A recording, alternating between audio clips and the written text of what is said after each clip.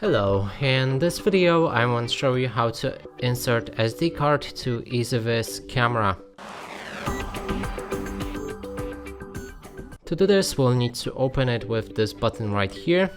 Simply pull it and then it should open just like that.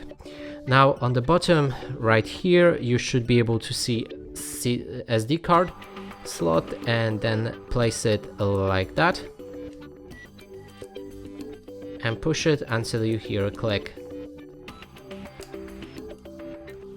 It should stay inside like this, and now to remove it simply click on it again and here you'll be able to pull it out. And that's it for this video. Hope you like it. Please consider subscribing to our channel, leave a like and a comment below.